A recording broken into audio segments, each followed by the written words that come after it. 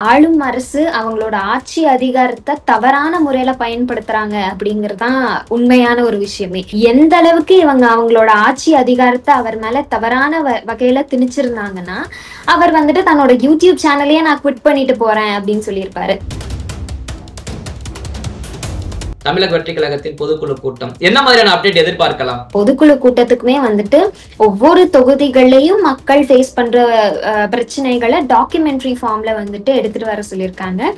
எலெக்ஷனுக்கு எந்த மாதிரியான ஒர்க் பண்ணணும் அப்படிங்கறத டிஸ்கஸ் பண்ணக்கூடியதான் இந்த பொதுக்குழு கூட்டமா இருக்கும். விஜய் அவர்கள் ஸ்கிரீன்லயே வராரு, நம்ம டிவிலே பாக்குறோம். எப்ப களத்துக்கு வருவாரு, எங்களோட எப்ப அவர் சந்திப்பாரு, எங்களுடைய பிரச்சனைகளை எப்போ நேரடியா களத்துல வந்து கேட்பாரு அப்படின்னு ஒரு மக்கள் கிட்ட கேள்வி இருக்குல்ல. அரசியல் களம் அப்படின்னு வரும்போது இன்னும் 25 நாட்கள்ல அவருக்கு ஷூட்டிங் அப்படிங்கிறது முடியுது. ஸோ ஃபுல் ஃபிளட்ஜ்டு அரசியல் களத்துக்கு வர போறாரு. ஸோ அப்படிங்கும்போது ஆல்ரெடி மக்கள் பணியை எந்தவித அதிகாரமும் இல்லாம தலைவர் அவர்கள் செஞ்சுட்டு தான் இருந்தாரு.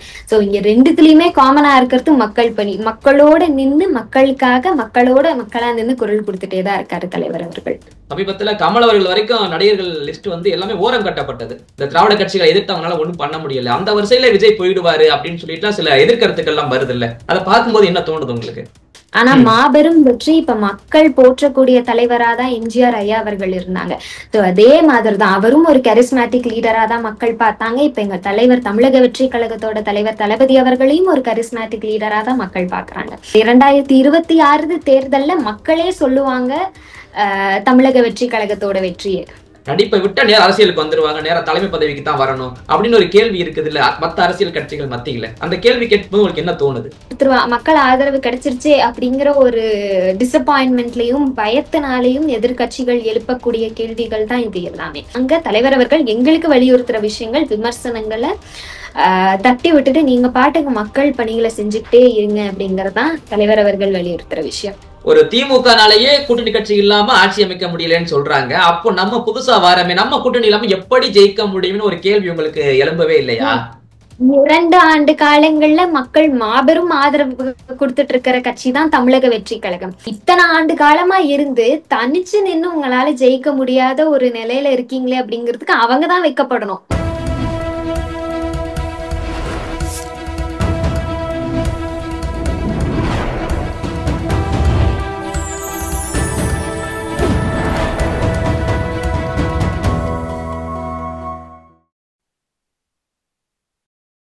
சேனல் 5 தமிழ் நேயர்களுக்கு வணக்கம்.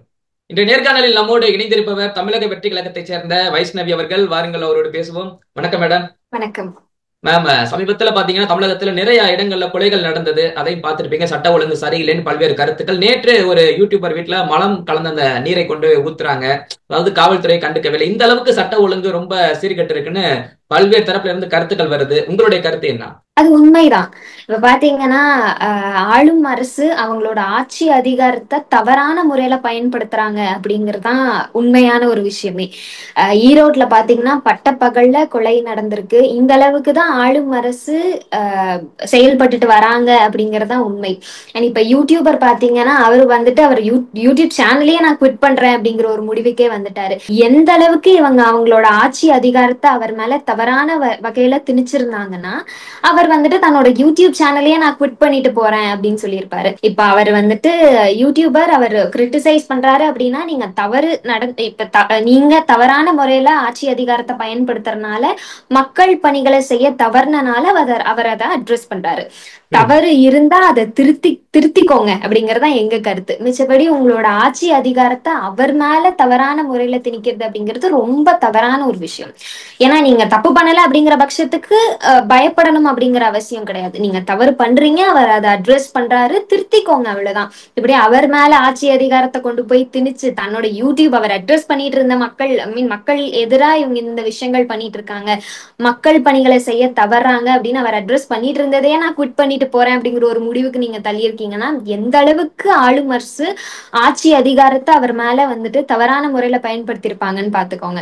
இப்படிதான் இருக்கு ஆளும் அரசு பண்ணிட்டு இருக்கிற ஆட்சி அப்படிங்கிறது. Okay ma'am. இப்போ இது ஒரு பக்கம் இருக்கும், கொலைகள் அதிகமா நடக்குதுன்னு சொன்ன சமீபத்துல பாத்தீங்கன்னா ஜாகிர் ஹுசேன் ஒரு முன்னாள் காவல் அதிகாரி கொலை செய்யப்பட்டாரு. ஜெகபர் அலின்னு சொல்லிட்டு புதுக்கோட்டையில மணல் கடத்தல் நிறைய நடக்குதுன்னு கம்ப்ளைண்ட் கொடுத்தாரு. அவர் வண்டியை வச்சு அடிச்சு கொலை செய்யப்படுறாரு. இப்படி கொலைகளும் ஒரு பக்கம் அதிகம் நடந்துகிட்டே வருது. அதான் நான் முன்னாடியே சொன்ன மாதிரி ஆட்சி அதிகாரத்தை அரசியல்வாதிகள் தவறான முறையில பயன்படுத்துறாங்க.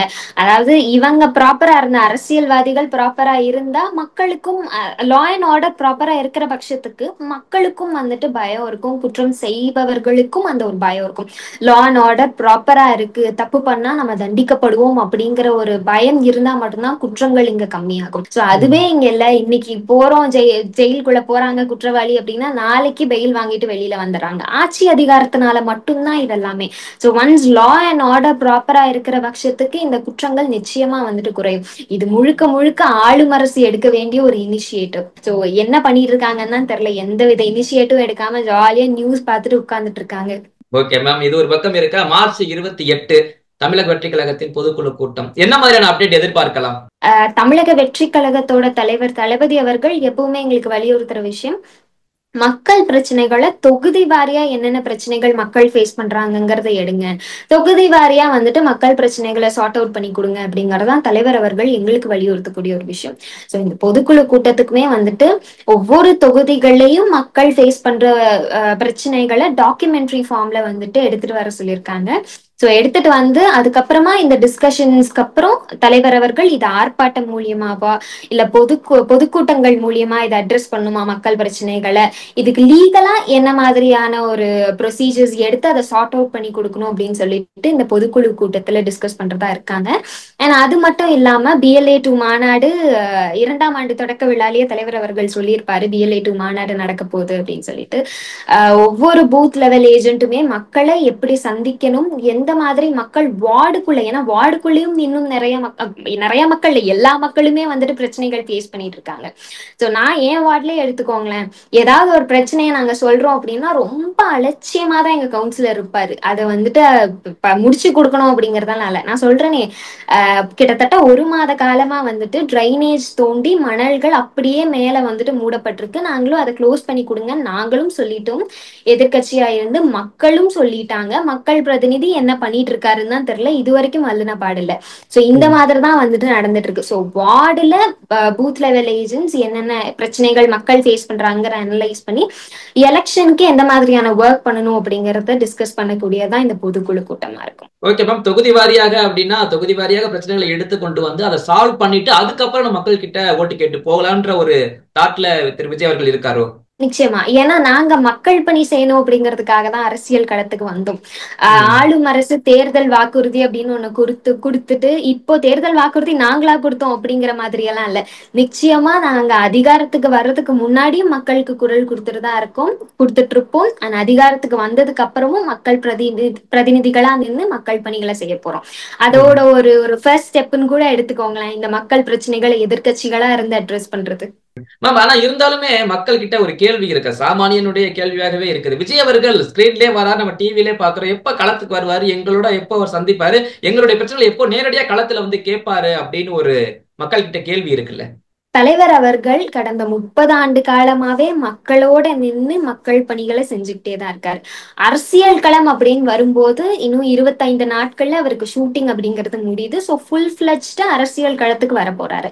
ஆனா மக்கள் அரசியல் களம் அப்படிங்கிறதே மக்கள், அரசியல்வாதிகள் பொதுவாகவே மக்களோட பிரதிநிதிகள் தானே, மக்கள் குரலா இருந்து ஒழிக்கிற பிரதிநிதிகள்.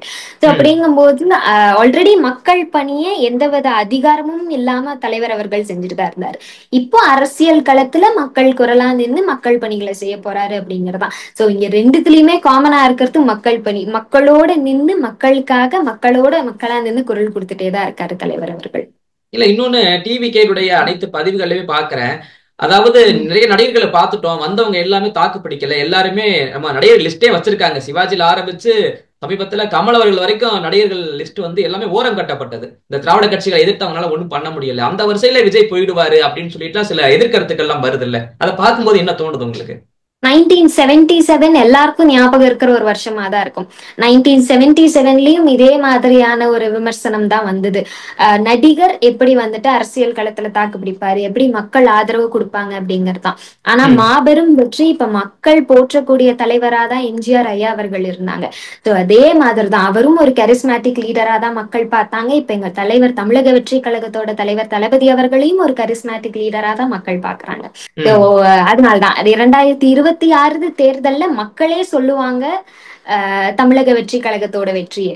இல்ல நீங்க எம்ஜிஆர் சொன்னாலும் எம்ஜிஆர் அவர்கள் இதுக்கு முன்னாடி திமுகவுல இருந்து பல்வேறு பதவிகள்ல இருந்து பொறுப்புகள்ல இருந்து ஒரு எம்எல்ஏவும் இருந்திருக்காரு. இருந்துதான் அதுக்கப்புறம் அந்த சிஎம் அப்படின்ற சீட்டு கிடைச்சது. அந்த ஒரு பயணத்தை விஜய் அவர்கள் எடுக்காம டைரக்டா சிஎம் சீட்டுக்கு வர்றாரு அப்படின்னு ஒரு கேள்வி இருக்குல்ல. கரெக்ட் தான். நீங்க வந்துட்டு 1977 அரசியல் களம் ஒரு மாதிரி இருந்தது. இப்ப ம் 2025 வந்துட்டு அரசியல் களம் ஒரு மாதிரி இருக்கு. சோ ரெண்டுத்துலயுமே அரசியல் களம் ஒரே மாதிரி இல்ல. என்ன மக்கள் அதிருப்தியில இருந்தது மட்டுமே இந்த 1977லயும் உண்மைதான், 2025லயும் உண்மைதான். ம் மக்கள் ரொம்ப பெரிய அதிருப்தியில இருக்காங்க அப்படிங்கறதுதான் உண்மை. நான் முன்னாடியே பதிவு பண்ண மாதிரி வார்டு லெவல்ல கவுன்சிலர்ஸ் ப்ராப்பரா வேலை செய்யறது கிடையாது. ஏன்னா கவுன்சிலர்ஸ் தான் வந்துட்டு மக்களோட டைரக்ட் கான்டாக்ட்ல இருக்கிற அரசியல் பிரதிநிதிகள். ம் அப்படிங்கும் போது இவங்க இங்க ப்ராப்பரா ஒர்க் பண்ணாம இருக்கிற பட்சத்துக்கு மக்கள் மாபெரும் அதிருப்தியில இருக்காங்க. ரொம்ப பெரிய ஒரு டிசப்பாயின்மெண்ட்ல தான் இருக்காங்க. நீங்க ம் உதாரணத்துக்கு உங்க வார்டுல, நீங்க எந்த வார்டுன்னு எனக்கு தெரியல, உங்க வார்டுலயே இறங்கி போய் வந்துட்டு உங்க பக்கத்து வீட்லயோ இல்ல பக்கத்து ஸ்ட்ரீட்லயோ விசாரிங்களேன், ரொம்ப டிசப்பாயின்மெண்ட்ல தான் இருப்பாங்க. ஏன்னா ரொம்ப லெத்தாஜிக்கா இருக்காங்க. வேலை அப்படிங்கிறது செய்யறதே இல்லை. மக்கள் தேர்ந்தெடுத்தவர்கள் தான். மக்கள் பணிகள், நீங்க மக்களுக்கான வேலைகளை செய்யணும் அப்படின்னு சொல்லிதான் மக்கள் உங்களை பிரதிநிதியா தேர்ந்தெடுத்திருக்காங்க. ரொம்ப ம் லெத்தாஜிக்கா இருக்கிறது, எந்த வேலையும் செய்யறது இல்லை. எதிர்க்கட்சி அதை அட்ரஸ் பண்ணாலும் வந்துட்டு உன்னால என்ன பண்ண முடியுமோ பாத்துக்கோ அப்படிங்கிறது. இங்கே அந்த ஆட்சி அதிகாரத்தை அவங்க பயன்படுத்துறாங்க தவறான முறையில அப்படிங்கறதுதான் வந்துட்டு பாயிண்ட். மேம், நான் நடிகர்கள் வரிசைன்னு சொன்னாலும் கூட ஏன் இந்த மாதிரி நடிகர்கள் வந்து அரசியலுக்கு வரக்கூடாதா அப்படின்னு ஒரு கேள்வி விஜய் தான் முதல் முதலா கேட்கிறாரு. ஏன் அந்த நடிகர்கள்லாம் ஏன் அப்படி வந்து ஒதுக்கி ஒதுக்கி வச்சு பாக்குறாங்க? இவங்களுக்கு ஒரு வேலை இல்ல, நடிப்பை விட்டா நேரம் அரசியலுக்கு வந்துருவாங்க, நேரம் தலைமை பதவிக்கு தான் வரணும் அப்படின்னு ஒரு கேள்வி இருக்குது இல்ல மத்த அரசியல் கட்சிகள் மத்தியில. அந்த கேள்வி கேட்கும்போது உங்களுக்கு என்ன தோணுது? மத்த அரசியல் கட்சிகள் மத்தியில அது ஒரு பயத்தினால எழக்கூடிய கேள்வி அப்படின்னு கூட சொல்லலாம். ம் ஏன்னா நடிகர்கள் அரசியல் களத்துக்கு வரக்கூடாது அப்படின்னு வந்துட்டு அரசியல் அமைப்பு சட்டத்துல எந்தவித சட்டமும் கிடையாது. நடிகர்களா இருக்கிறவங்க வரக்கூடாது அப்படிங்கிறதுக்கு. நான் முன்னாடியே சொன்ன மாதிரி நடிப்பு களத்துல இருந்து வந்தவங்க தான் இப்ப மக்கள் முன்னாடி ஆதரிச்ச மாபெரும் தலைவர்களா வந்துட்டு இருந்திருக்காங்க. அதே வரிசையில தான் தலைவர் தளபதி அவர்களும் வராரு அப்படிங்கறதுதான். ம் அதான் மக்கள் ஆதரவு மக்கள் ஆதரவு கிடைச்சிருச்சே அப்படிங்கிற ஒரு டிசப்பாயின்மெண்ட்லயும் பயத்தினாலையும் எதிர்கட்சிகள் எழுப்பக்கூடிய கேள்விகள் தான் இது எல்லாமே. நடிப்பை விட்டுட்டு டைரக்டா அரசியல் வராரு அப்படிங்கிறது வந்துட்டு உங்களுக்குன்னு இல்லை, எல்லாருக்குமே தெரியும். தலைவர் அவர்கள் ஒரு படத்துக்கு 250 கோடி சேலரியா வாங்குறாரு அப்படின்னு சொல்லிட்டு. சோ அந்த 250 கோடியை விட்டுட்டு மக்கள் பணி செய்யணும் அப்படின்னு சொல்லிட்டு வர்றது இவங்கள மாதிரி வந்துட்டு மக்கள் பணத்திலிருந்து எடுத்து சஃபஸ்டிகேட்டடா இருக்கணும் அப்படிங்கிறதுக்காக இல்லை. ஏன்னா அதுக்கான அவசியம் அவருக்கு கிடையாது. சேலரி வாங்கிட்டு இருக்காரு. இன்னுமே உச்ச நடிகர்கள் வரிசையில தான் தலைவர் தளபதி அவர்கள் இருக்காரு. அப்படிங்கும் போது மக்கள் பணி செய்யணும், மக்களுக்காக நிக்கணும். இத்தனை ஆண்டு காலமா நமக்காக நின்ன மக்களுக்கு நம்ம இப்போ அவங்களுக்காக நம்ம நிக்கணும் அப்படிங்கிற ஒரே காரணத்துக்காக தான் தலைவர் தளபதி, தமிழக வெற்றி கழகத்தோட தலைவர் தளபதி அவர்கள் அரசியல் களத்துக்கு வர ஒரு விஷயம். அதான் எதிர்கட்சிக்காரங்க விமர்சனங்களை குவிச்சுக்கிட்டே இருக்காங்க. பயத்தின் ஒரு வெளிப்பாடா வந்துட்டு விமர்சனங்கள் ஏகபோகமா வந்துட்டு திணிச்சுக்கிட்டே இருக்காங்க. நாங்க தலைவர் அவர்கள் எங்களுக்கு வலியுறுத்துற விஷயங்கள், விமர்சனங்களை தட்டி விட்டுட்டு நீங்க பாட்டுக்கு மக்கள் பணிகளை செஞ்சுக்கிட்டே இருங்க அப்படிங்கறதான் தலைவர் அவர்கள் வலியுறுத்துற விஷயம். நம்ம சமீபத்துல கூட பார்த்திருப்பீங்க, ஒரு முக்கியமான கட்சியின் தலைவர் கூட விஜய் அவர்களை பார்த்து படத்துல ஒரு நடிகையை வச்சு பேசியிருக்காரு. அதாவது தண்ணி தம்மு எல்லாமே அடிக்கக்கூடிய ஒரு நடிகர் இங்க அரசியல் கட்சி ஆரம்பிச்சவொன்னா யோக்கியர் மாதிரி பேசுறாங்களே அப்படின்லாம் சொல்லி நிறைய கருத்துக்கள் நீங்களும் எதிர்கருத்துகள் கூட தெரிவிச்சிருந்தீங்க. ஏன் அந்த மாதிரி கருத்துக்கள் ஏன் நடிகர்களை மட்டும் நோக்கி வருகிறது?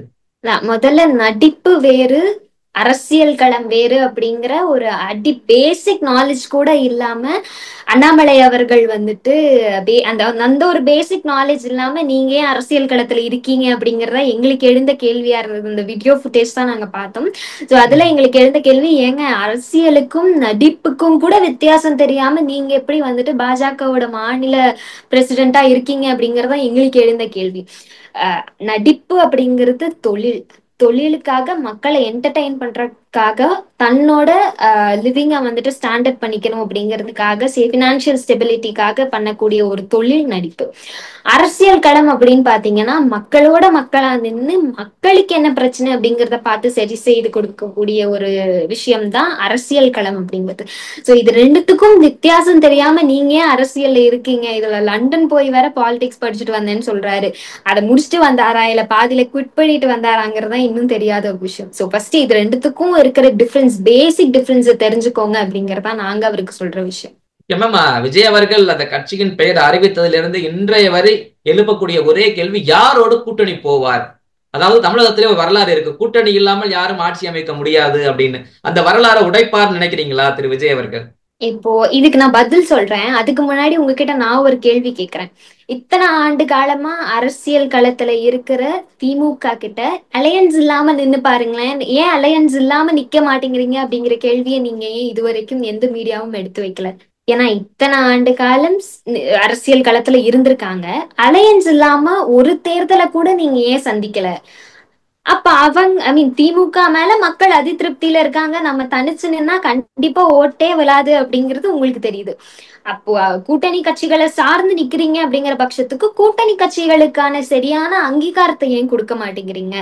ஆட்சியிலையும் அதிகாரத்திலையும் சரியான பங்கு கொடுக்கணும் இல்லையா? ஏன்னா அவங்க மேஜர் ரோல் பிளே பண்றாங்க தேர்தல் அப்படின்னு வரும்போது. ஏன்னா அதான் அவங்க மேலேயே நம்பிக்கை இல்லாத ஒரு பட்சத்துக்கு தான் திமுக தனிச்சு இது வரைக்கும் ஒரு தேர்தலை கூட சந்திக்கல. சோ நான் இங்க மீடியா முன்னாடி வந்துட்டு திமுகக்கு ஒரு ஒரு கேள்வி வச்சுக்கிறேன், ஒரு பெட்டுன்னு கூட வச்சுக்கோங்களேன், சவால். நீங்க ஒரே ஒரு எலெக்ஷன்ல அலையன்ஸ் இல்லாம நின்னு பார்த்து ஜெயிச்சு காட்டுங்க அப்படிங்கறதா நாங்க வைக்கிற ஒரு ஒரு டிமாண்ட்னு கூட வைக்கலாம். இது வரைக்கும் எந்த தேர்தலையும் அலையன்ஸ் இல்லாம நின்னதே கிடையாது. நீங்க இரண்டாம் ஆண்டுக்குள்ள தமிழக வெற்றி கழகம் வந்துட்டு உள்ள நுழைஞ்சிருக்கு. சோ எங்க கிட்ட நீங்க அலையன்ஸ் இல்லாம எப்படி ஜெயிப்பீங்கன்னு கேட்கும்போது, இத்தனை ஆண்டு காலம் அரசியல்ல வந்துட்டு இருக்காங்க, ஏன் இவங்க நிக்க மாட்டேங்கிறாங்க அப்படின்னு நீங்க ஏன் கேட்கல? இல்ல, அவங்க வரலாறே தான் சொல்லுது எங்களுக்கு வந்து கூட்டணி இல்லாமல் ஜெயிக்க முடியாதுன்னு. அவங்க சொல்ல வேண்டாம், வரலாறே சொல்லுது. வரலாறுல அவங்க கூட்டணி வச்சுதான் ஜெயிச்சுட்டு வர்றாங்க. அவங்க இந்த கேள்வி கேட்கறதுல எந்த பயனும் இல்லை. புதுசா வர உங்ககிட்ட தானே கேட்க முடியும் இந்த கேள்வியை நாங்க. நிச்சயமா. ஆனா அத நீங்க சொன்ன மாதிரி அவங்களுக்கே தெரியுது திமுக வந்துட்டு கூட்டணி இல்லாம நிக்க முடியாது அப்படிங்கிறது. சோ தமிழக வெற்றி கழகத்தை பொறுத்த வரைக்கும் தலைவர் அவர்கள் மாநாட்டிலேயே சொல்லியிருப்பாரு, எங்களை நம்பி வரவங்களை எங்களுக்கு ஆதரிச்சுதான் பழக்கம் அப்படின்னு சொல்லிட்டு. சோ அதே மாதிரிதான் தேர்தல் சமயத்துல கூட்டணி தேவையா கூட்டணி தேவையில்லையா அப்படிங்கிறது தலைவர் அவர்கள் தான் முடிவு பண்ணணும். ஏன்னா நாங்க அரசியல் களத்துக்கு என்ன மாதிரி நிறைய இளைஞர்கள் அரசியல் களத்துக்கு வந்ததுக்கான முக்கிய காரணம் எங்க கரிஸ்மேட்டிக் லீடரா நாங்க பாக்குற தமிழக வெற்றி கழகத்தோட தலைவர் தளபதி அவர்கள் மட்டும்தான். சோ அவரு என்ன முடிவு பண்ணாலும் அவங்களோட இணைஞ்சு மக்கள் பணி செய்யறதுக்கு நாங்க காத்துட்டு இருக்கோம். இல்ல, நீங்க கொஞ்சம் கூட யோசிச்சு பார்க்கலையா? ஏன்னா 60 ஆண்டு கால கட்சி ஒரு திமுகனாலேயே கூட்டணி கட்சி இல்லாம ஆட்சி அமைக்க முடியலன்னு சொல்றாங்க. அப்போ நம்ம புதுசா வாரமே, நம்ம கூட்டணி இல்லாம எப்படி ஜெயிக்க முடியும்னு ஒரு கேள்வி உங்களுக்கு எழும்பவே இல்லையா? 2 ஆண்டு காலங்கள்ல மக்கள் மாபெரும் ஆதரவு கொடுத்துட்டு இருக்கிற கட்சி தான் தமிழக வெற்றி கழகம். இத்தனை ஆண்டு காலமா இருந்து தனிச்சு நின்னு உங்களால ஜெயிக்க முடியாத ஒரு நிலையில இருக்கீங்களே அப்படிங்கிறதுக்கு அவங்கதான் வைக்கப்படணும். மக்கள் தனிச்சு நின்னா ஓட்டு போட மாட்டாங்கன்னு உங்களுக்கே தெரியுது, இதுக்கு அவங்கதான் வைக்கப்படணும். நாங்க இப்பவும் சொல்றோமே, தனிச்சு நிக்கிறதுக்கும் நாங்க ரெடி தான், கூட்டணியோட நிக்கிறதுக்கும் நாங்க ரெடி தான். இத தலைவர் அவர்கள் தான் தீர்மானம் பண்ணணும். இப்பவும் தமிழக வெற்றி கழகத்துக்கு கிடைச்சிருக்கிற இந்த குறுகிய ஆண்டுல தமிழக வெற்றி கழகத்துக்கு கிடைச்சிருக்கிற ஆதரவு மிகப்பெரிய ஆதரவு தான். நான் முன்னாடியே கொடுத்த மாதிரி சவால் தான், திமுக ஒரு எலெக்ஷன்ல நீங்க வந்துட்டு அலையன்ஸ் இல்லாம நின்னுதான் காட்டுங்களேன், ஜெயிச்சுதான் காட்டுங்களேன் அப்படிங்கிற ஒரு சவாலா கூட நாங்க அதை கொடுக்குறோம்.